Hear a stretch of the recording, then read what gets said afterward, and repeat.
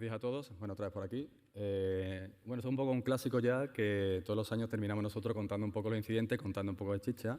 La parte ya así introductoria la hago yo y el que sabe que es Álvaro pues cuenta la parte ya buena de ataque. Este año cumplimos 20 años, como sabéis. Hemos hecho un pequeño repaso muy pequeñito porque, como sabéis, ya el año pasado estuvimos contando cómo ha evolucionado el CCNC en estos años. Siempre te vamos a dar una pequeña introducción de lo que hacemos, cómo partimos hace 20 años y qué ha pasado en 2024. Los incidentes más graves que hemos tenido, técnicamente, cómo nos han afectado, sin decir víctimas, que eso es lo bueno, y unas pequeñas conclusiones. Bueno, 20 años no es nada, lo ponemos ahí porque 20 años es mucho. Ya decíamos, esta la pusimos el año pasado, esa es la segunda jornada que hicimos en el CSD, las que hacemos ahora en Kinépolis, que este año hemos desbordado. Disculpas, el primer día se nos ha pasado un poquito de la mano aceptando gente, queríamos haber aceptado 300 menos, pero fue un pequeño fallo de coordinación. Es verdad que esto sigue creciendo. Yo sinceramente pensaba que el año pasado que tuvimos 3.000 y pico personas presenciales, era ya como el tope del sector. Pues no, han llegado este año 1.500 peticiones más cada día, lo cual es bueno, eso es sano. Estamos un poco desbordados, pero es verdad que el sector crece y eso es positivo. Pues muchos son 20 años trabajando juntos. Pero, sin embargo, si miras hacia atrás un poco de retrospectiva, llegamos muy tarde realmente. Porque eso es un artículo que ya aparece en The Sunday Times en el año 99, pues hablando aquí de un ataque muy conocido que es el Moonlight Maze, que fue un ataque que sufrió el gobierno americano, sobre todo en la parte de entornos militares y entorno gubernamental. El artículo sale en el año 99 y empieza a hablar de cositas. Este es un extracto de la Navy americana, donde la parte amarilla ya va comentando que han tenido un unsuccessful attempt, un intento fallido, contra un dominio, desde un dominio ruso, intentando explotar una vulnerabilidad. No ha afectado, teóricamente, pero ya tienen reconocido ese dominio porque ha estado implicado en several other incidents. O sea, que ya venía del pasado. Y nosotros estamos hablando que llevamos 20 años, y esto es el 90 y pico, pues ya íbamos mal. Lo único bueno es que hemos ido reduciendo el gap. El gap con estos atacantes, sobre todo en temas de operación de información, lo hemos ido estrechando y se lo hemos ido poniendo más difícil. Luego Álvaro va a comentar un poco esa parte. Aquí viene un poco más el detalle. Pone que la intrusión no empezó en el 99 como se publica. La intrusión comenzó en el año 96. O sea que ya llevamos 3 años más para atrás, vamos mal. Si nos vamos a un caso más conocido como es Stuxnet, que se hizo público más o menos en 2012, si no recuerdo, quizás un poco antes. Esta es las distintas versiones de Stuxnet que vemos. Hemos marcado la primera de ellas, la versión 0.5 de noviembre del año 2005. Y si recordáis, Stuxnet fue el malware o la operación que se utilizó para retrasar el proceso de enriquecimiento de uranio de Irán. Y fue una operación muy brillante, técnicamente, y sufrió muchas versiones. Vemos que tenemos aquí el año 2005, 2009, 2010, 2012. Pero si observáis, aquí tenemos las distintas CVEs, las distintas vulnerabilidades de día cero que utilizaron, y 0.5.1, 0.0.1, 1.0 son las distintas versiones de Stuxnet. Estas distintas versiones de Stuxnet usaron estos CVEs. Si os fijáis, la versión primera, la 0.5, utilizó en el año 2005 un CVE que se publicó en el año 2012. O sea, tuvo 7 años, un 0DI, y nosotros creemos que nos enteramos de las cosas pronto. Pues fijaros, esta gente. ¿Vale? Es un nivel muy, muy superior al que nos esperamos muchas veces. ¿Cómo ayudamos nosotros? Aquí le cedo la palabra a Álvaro, que es el que se le ocurre día a día. Gracias, Carlos. ¿Se oye? Sí. Bueno, pues como os ha dicho Carlos, ¿no? Durante estos 20 años que llevamos resolviendo incidentes, ¿cómo lo hemos hecho? ¿Qué es un poco lo que hemos hecho? Bueno, pues básicamente el tema de la respuesta a incidentes es ayudar a resolver problemas. Hay un problema en algún organismo, en alguna entidad, vamos allí y os echamos una mano. Durante estos 20 años todo ha cambiado muchísimo, el panorama de amenazas, los atacantes, los TTPs han cambiado un montón, entonces bueno, eso a nosotros nos obliga a ir aprendiendo sobre la marcha. Tenemos que ir aprendiendo. Nos ha obligado también a desarrollar herramientas. Al final hemos ido teniendo necesidades que el mercado no nos daba y nos hemos metido poco a poco en la parte del desarrollo de herramientas, promoción de proyectos, para aquello que a nosotros nos hacía falta. La primera sonda del SAT, que es el primer proyecto que tenéis ahí, la instalamos a raíz del primer caso de ciberespionaje que tuvimos en España. Luego ya han ido saliendo otras que, como os digo, han ido viniendo a llenar huecos que teníamos en nuestras necesidades. También ha cambiado mucho durante estos 20 años la parte y el esfuerzo que hemos dedicado a conocer a los adversarios. Hace 20 años, obviamente, nadie sabía, nadie hacía Cyber Threat Intelligence, porque aquí en la audiencia os podría preguntar, salvo los jefes del CCN, que levante la mano quien se dedicaba a temas de ciberseguridad hace 20 años y no digamos ya en el año 90 y tantos, o sea, prácticamente nadie. Entonces, bueno, ha ido cambiando mucho. Entonces, nosotros hemos ido evolucionando. Dedicamos hoy en día muchísimo esfuerzo a conocer a nuestros adversarios y, más recientemente, tenéis ahí el logo de Elsa, a conocernos a nosotros mismos. Todo el conocimiento del adversario lo volcamos en Reyes, lo ponemos a vuestra disposición y también queremos daros la oportunidad de que sepáis, os conozcáis mejor a vosotros mismos y a través de Elsa podéis hacer un estudio de vuestra superficie de exposición. Además de todo esto, intercambiamos información. Nosotros insistimos, el lema de las jornadas hace unos años fue compartir para ganar, porque todas estas amenazas son globales y si nos lo comemos todo nosotros solos no podemos hacer nada. Es decir, es importantísimo constantemente compartir información técnica. Entonces, nosotros llevamos muchos años haciéndolo y el último paso que se ha dado en el CCN ha sido la Red Nacional de SOC. Nos hemos dado cuenta que para proteger aún mejor y ayudar a aquellos que igual no están tan al día, la mejor opción es que las máquinas hablen entre ellas. Entonces, con la Red Nacional de SOC, los indicadores de compromiso de ataques frescos, de una forma muy rápida, se pueden compartir. Pero aparte de todo esto, también, cuando vamos a resolver un incidente, nos encontramos con diferentes actitudes y gente que igual no nos conoce. Entonces, también os voy a contar qué es lo que no hacemos, ¿vale? ¿Qué no hacemos nosotros y qué no hemos hecho durante estos 20 años? En primer lugar, ponernos de perfil. Nuestros mayores nos han enseñado que cuando tenemos un problema de estos hay que poner toda la carne en el asador, vamos a donde haga falta, nos reunimos con quien haga falta y pedimos mucha información, ¿vale? Es decir, os apretamos mucho, ¿vale? Y otra cosa que no hacemos es preocuparnos más que vosotros. ¿Qué quiere decir esto? En la oficina hay una frase que se oye mucho que es que te tiene que preocupar un poquito menos que a tu jefe, ¿no?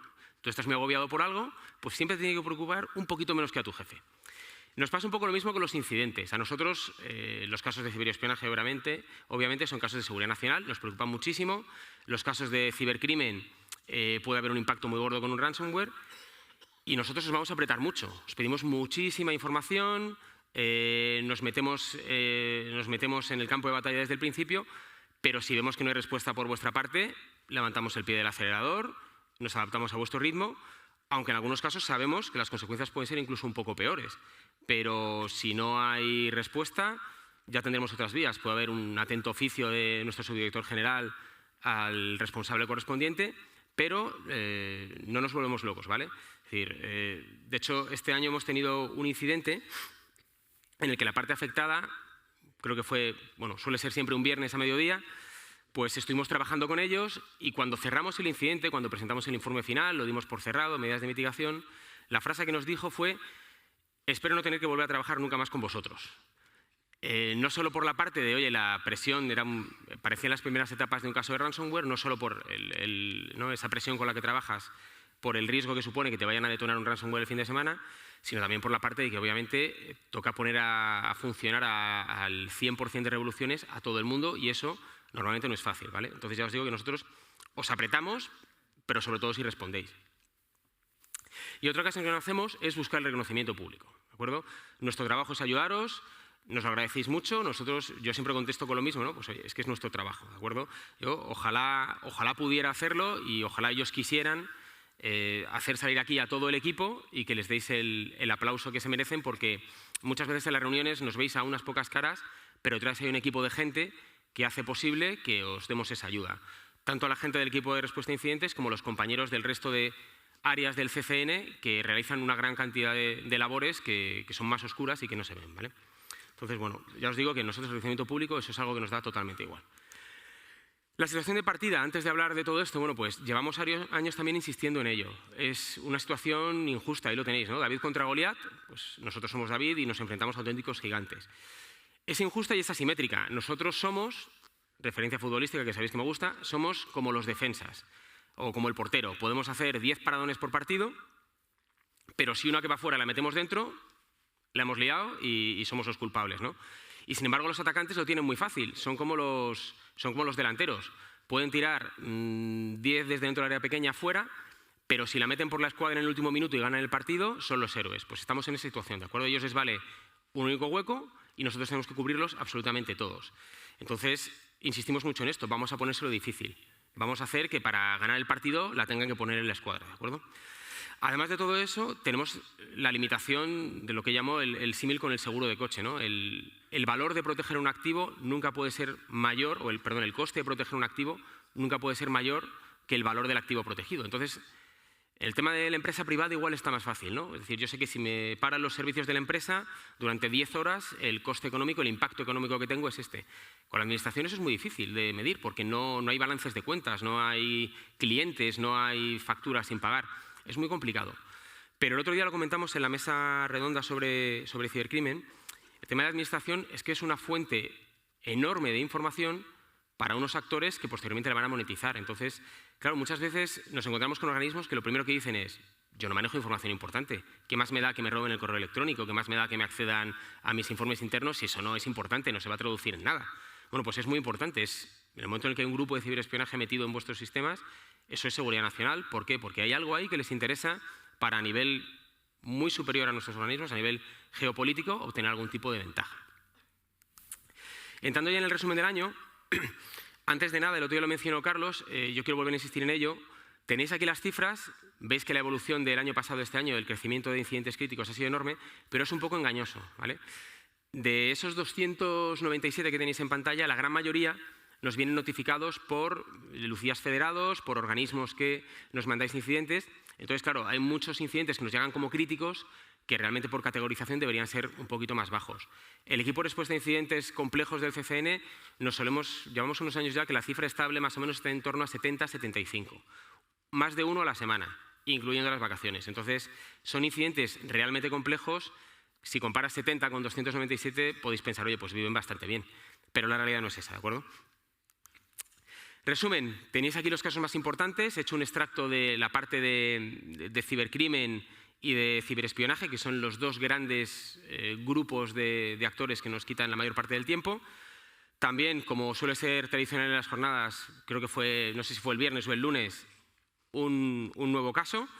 Y bueno, me voy a centrar ahora en algunos de ellos, de los que tenéis ahí, comenzando por una cosa que ya es recurrente en los últimos años, que son los casos de viviendo al límite. Más que viviendo al límite, debería ser viviendo en el límite.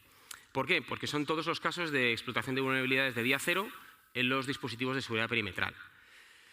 Este año, como todos los años, pues va por épocas, ¿no? A principios de año suele haber alguna vulnerabilidad de día cero que se conoce en algún fabricante, hay unos meses de explotación masiva, posteriormente sale otra de otro fabricante y volvemos a empezar. Nosotros hemos tenido casos de dos fabricantes en concreto. Empezamos con el caso de Ivanti. A principios de enero se publicaron se hicieron públicas dos vulnerabilidades, una que permitía evadir la autenticación y otra que en conjunto permitía la ejecución remota de código.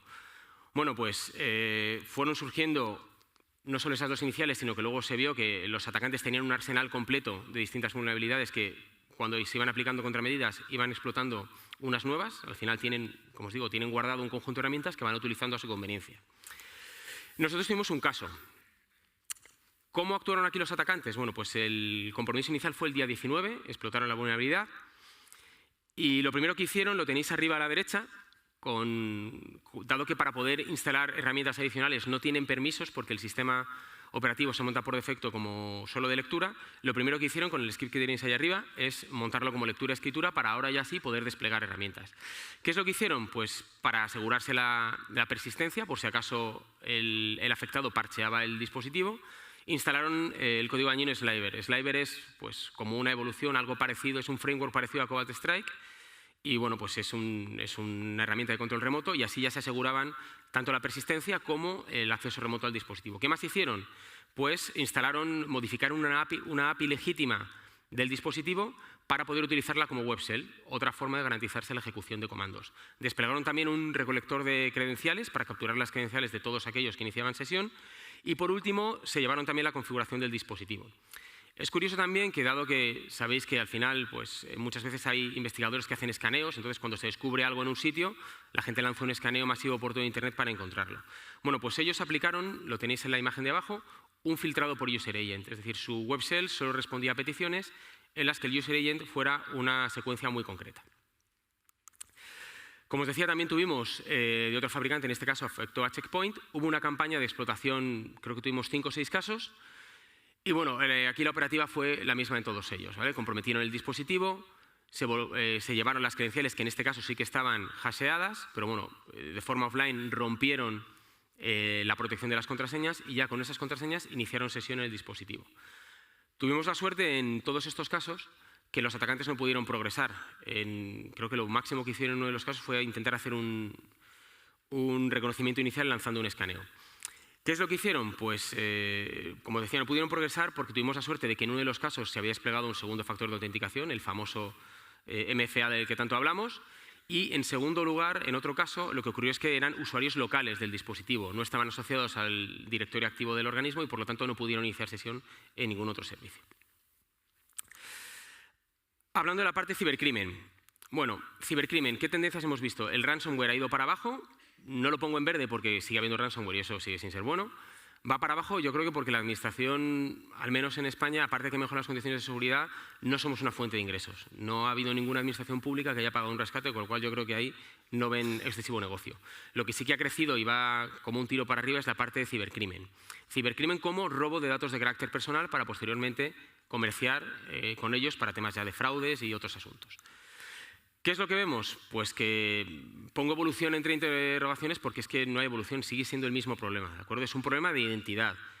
Comprometen credenciales y con accesos no protegidos debidamente entran a las organizaciones. Son, como os digo, son accesos a servicios que con unas medidas un poquito básicas de monitorización como detectar picos, poner umbrales de número de peticiones por minuto, con una alerta de ese estilo ya podríamos levantar la ceja y ver qué está pasando mucho antes de que nos saquen 500.000 de datos de carácter personal. También uno de los problemas, llevamos años diciéndolo, es ese modelo de confianza total entre las administraciones. Dada la interconexión que hay entre administraciones, cuando recibimos una petición de otro organismo, la atendemos porque por defecto lo consideramos bueno. Bueno, pues hay que evolucionar ese modelo del Zero Trust y hay que poner otra serie de medidas, ¿de acuerdo? Y luego, por supuesto, una cosa que seguimos diciendo es la parte de los logs.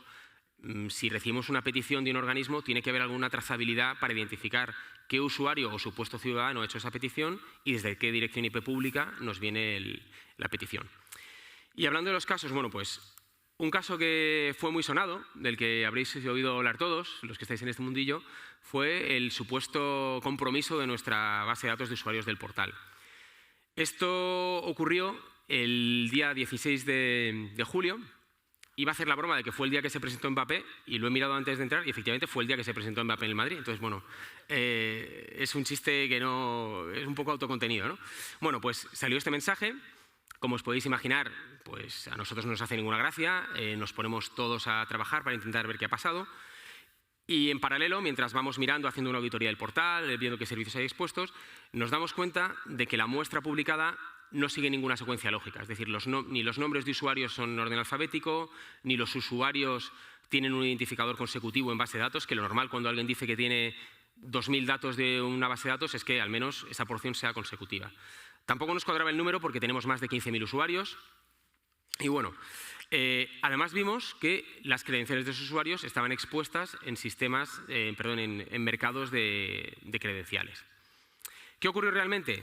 Bueno, pues lo que ocurrió fue, analizando los logs de acceso, que desde 2 direcciones IP de un servicio de anonimización VPN habían ido accediendo de forma secuencial a los perfiles de esas credenciales de los usuarios cuyas credenciales habían sido comprometidas. Entonces, simplemente accedieron, copiaron la información y luego montaron esa especie de muestra de base de datos. Es decir, no hubo tal compromiso en nuestros sistemas, sino, como siempre os digo, fue un problema de identidad. ¿Vale? Voy rápido, que me queda poco tiempo. En la parte de ciberespionaje, ¿qué es lo que hemos visto? Pues tuvimos un caso muy curioso a principios de año. Vimos un acceso de un actor de tipo APT a un tenant de Microsoft 365 y cuando empezamos a investigar ese acceso nos damos cuenta que hay otra cosa, hay cosillas ahí un poco raras, ¿no? Y nos damos cuenta que hay una aplicación a través de la API de Microsoft Graph que tiene unos permisos bastante raros. Primero, tiene un permiso para leer todo el correo de un usuario, pero bueno, está asociado a un usuario que parece un buzón genérico, eso puede tener sentido. Pero luego nos damos cuenta que ese usuario genérico por debajo le han dado el rol de impersonación que lo que hace es que tenga acceso a todo el correo de la organización, ¿no? O sea, podemos decir que es como un doble salto para leer todo el correo. Y justo en paralelo, cuando estamos estudiando esto, Microsoft publica en su blog que APT29, conocido por ellos, denominado por ellos Midnight Blizzard, les ha comprometido parte de su infraestructura en la nube utilizando exactamente esas mismas técnicas que nosotros estábamos observando. Es decir, parece ser que detrás de esto, aparte del otro acceso, estaba APT29. Hacemos una auditoría del directorio activo de Azure y nos encontramos una sorpresa, que es otra aplicación creada en el año 2020, en marzo de 2020, que tiene también unos permisos totalmente excesivos. Esto ya es para café para los muy cafeteros. La fecha de marzo de 2020 igual no nos dice nada, pero resulta que es cuando el famoso ataque de SolarWinds, que se descubrió en diciembre de 2020, empezó a tener lugar. Es decir, las primeras infecciones por SolarWinds ocurrieron en marzo de 2020 y al final lo que hacían era acceder a la nube. Luego, esto que nos encontramos, su origen estaba en el famoso caso de SolarWinds, detrás del cual estaba apt29. Hemos tenido también otro caso bastante curioso de explotación del correo electrónico, en este caso on-premise, que sigue siendo un agujero bastante grande. Tenéis arriba la gráfica de los accesos desde una de las direcciones IP identificadas, desde la primera, y abajo los accesos desde una segunda IP a la que cambió el atacante. ¿Por qué ocurrió esto? Pues cuando hablamos con el organismo y les notificamos la dirección IP desde la que se veían los ataques, aplicaron medidas de mitigación. La primera, bloquear la dirección IP. Entonces, si os dais cuenta, cuando dejan de acceder a mediados de abril, inmediatamente los atacantes comienzan a acceder desde una segunda IP. Es decir, el tema de me limito a bloquear las IPs no es una buena solución. ¿Cómo operaban estos actores? Bueno, pues siguen un patrón bastante claro. En lo que parece ser, en torno a nuestras 11 o 12 de la mañana, que debería ser su comienzo de la jornada laboral, desde las dos IPs que observamos vimos el mismo patrón. Hacía una descarga masiva de los correos recibidos probablemente en las últimas horas por el organismo y posteriormente ya mantenían una serie de conexiones más o menos constantes el resto de horas del día. El último caso del que os voy a hablar es un caso ya clásico también, que es, vemos que hay un actor, nos ha pasado en el que os he contado al principio, vemos que hay un actor activo en una organización y cuando empezamos a mirar nos aparece inmediatamente otro. Es muy común en los últimos años que apt28 y Turla operen en las mismas víctimas, no de forma coordinada, no de forma... es decir, no se hablan entre ellos, ¿no? Cada uno va por sus propios intereses. En este caso, teníamos complicaciones adicionales, porque el malware que estaban desplegando tenía unos como se dice en inglés, ¿no? Execution guardrails, es decir, tenía unas medidas de ejecución para no poder ejecutarse fuera de la máquina en la que estaba desplegando, con lo cual no había prácticamente IOCs.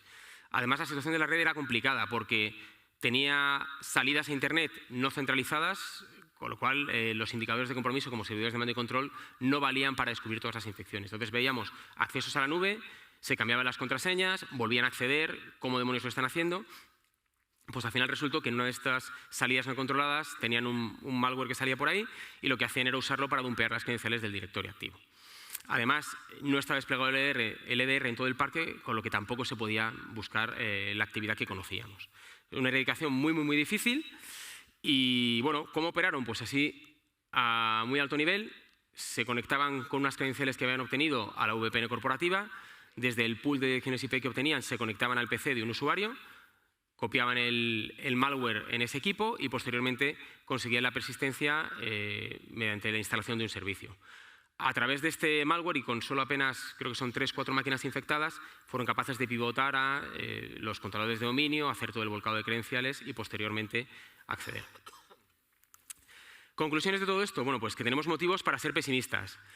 En primer lugar, los atacantes se han ido a entornos donde es muy difícil verles. Están los teléfonos móviles, los dispositivos de perímetro, es muy complicado verles ahí. En segundo lugar, todo el conocimiento de estos ataques es posterior a las intrusiones. Al no ser dispositivos de los que se pueda sacar información, no hay IOCs. Nadie te va a compartir una muestra de malware que han instalado en un router porque nadie puede acceder a esa muestra. Entonces, la parte de CTI aquí nos deja bastante más ciegos. Y como decía antes, son dispositivos muy poco inspeccionables. Los atacantes tienen más conocimiento de esos dispositivos que nosotros porque no tenemos acceso a ellos. Es decir, aquí estamos un poco en una vía muerta, parece. Pero yo soy una persona optimista y me gusta acabar con un mensaje más optimista.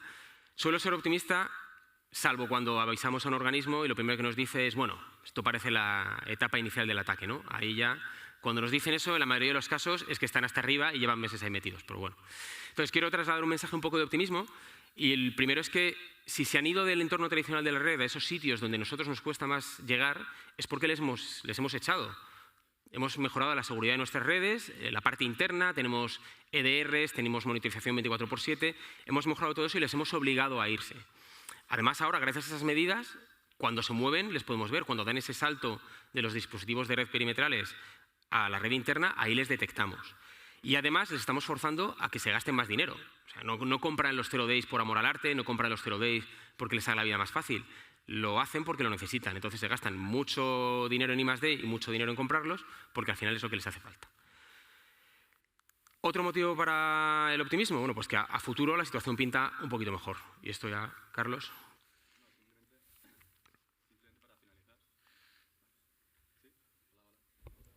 Ahora, simplemente para finalizar, un apunte. Ha estado contando Álvaro todos los ataques que estamos teniendo. El primer día ya dijimos que tenemos medidas de ciberdefensa activa planificadas desde hace ya 1 año y pico, 2 años. Tenemos que en la parte de cibercrimen colaborar muy estrechamente con fuerzas del orden, tenemos que empujar a los atacantes a que haya detenciones, tenemos que evitar ese efecto copycat de copia de que parece que todo esto es gratis. Y en la parte de ciberespionaje tenemos que industrializar esto. No podemos encontrar en un organismo un APT, rasquemos y vemos un ficherito de hace 4 años. Eso no puede ser.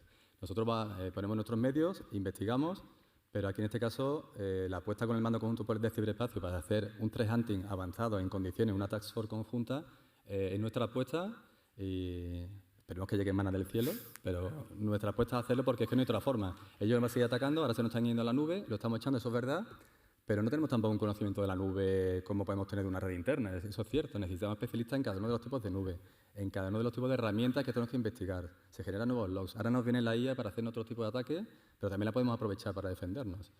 Así que nuestra apuesta va a seguir por la ciberinteligencia, por el threat hunting avanzado, imitando otros países como Reino Unido. Y nada más, y necesitamos también vuestra ayuda y colaboración en todo esto para mandarlos muy lejos de España a los atacantes. Muchas gracias.